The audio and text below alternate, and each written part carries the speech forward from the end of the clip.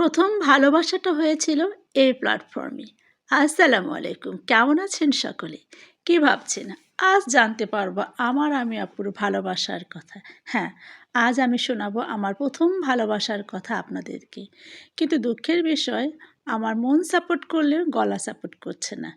কারণ এত ঠান্ডা লেগেছে, ঠান্ডা লাগার কারণে আমি কিছু বলতে পারছি না ভালো করে। ভালো করে বলতে না পারার কারণে আমার কথাগুলো আপনারা কতটুকু বুঝতে পারবেন আমি ঠিক জানি না। তবে নিরাশ করব না, চেষ্টা চালিয়ে যাব। ছোটবেলা থেকে বরাবরই ট্রেন জার্নি করেছি। কিন্তু যখন ক্লাস 9 এ পড়ি, তখন ছিল ট্রেন জার্নিটা আমার কাছে অনেক বড় একটা জার্নি। অনেক দূর জার্নি করে এসে নেমেছিলাম এই প্ল্যাটফর্মে। এই প্ল্যাটফর্মের নাম ছিল ঈশ্বরদী প্ল্যাটফর্ম। অনেক বড় একটা জার্নি শেষ করে যখন প্ল্যাটফর্মে নামি, তখন ট্রেনের জার্নির ভালোবাসা আর প্ল্যাটফর্মে নেমে যে অনুভূতি কাজ করেছিল, সেটাই ছিল আমার ভালোবাসা।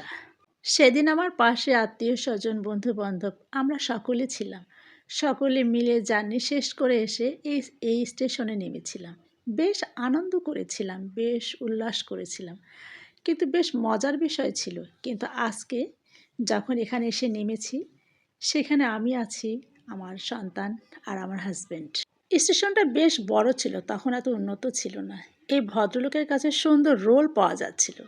সেখান থেকে আমরা কিনে খেয়েছি, কিন্তু উনি চাইছিলেন আরও কিছু কিনে। মিষ্টি মিষ্টি হাসি দিয়ে আমাকে বলছে, আরও নিন। আমি বললাম, খেয়েছি, আর নিব না।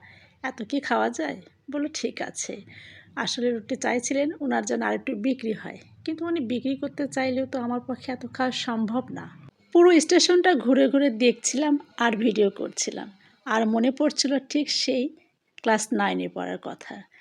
আজ আমি এসেছি, আমার সাথে আছে আমার ছেলে, যে এখন ক্লাস 9 এ পড়ে। বিষয়টা ভীষণ অবাক না? আর সাথে আছে ওই যে আমার হাসব্যান্ড আর আমার ছেলে, ওরাই আমার ভালোবাসা। ভালোবাসা কিন্তু ছেড়ে আসেনি, ভালোবাসা আমার সাথে আছে। অনেক ভালো লাগছে, অনেক দিন পরে এই জায়গাটাতে এসেছি। কিন্তু কোনো পরিচিত মানুষ পেলাম না। আসলে পরিচিত পাবো কী করে? এখানে তেমন পরিচিত আমার কেউ ছিলই না। এসেছিলাম ঘুরতে, ঘুরতে বেশ ভালো লাগলো। আর পরিচিত মানুষ থাকলে হয়তোবা আরও বেশি ভালো লাগতো। আমরা অনেকটা মজা করলাম, অনেকটা সময় এই প্ল্যাটফর্মে কাটালাম। এদিকে ট্রেনে উঠে বসতে আমার ছেলে ফোন নিয়ে ভিডিও করতে লাগলো, আর আমিও বসে থাকি ওর ভিডিও করা দেখছি। অবশ্য টিটি চলে এসেছে টিকিট নিতে। এর আগে যখন ট্রেনে চড়েছিলাম, তখন কিন্তু টিকিট দেবার ঝামেলা ছিল না। এ এক মজার গল্প, অন্য একদিন শোনাবো। আজ না হয় নাইবা শোনালাম। উনি টিকিট নিয়ে চলে গেলেন, আর আমরা এই ভদ্রলোকের ব্যাগ ঠেলাঠেলি দেখতে লাগলাম। ভালো থাকবেন, সুস্থ থাকবেন। আল্লাহ হাফেজ।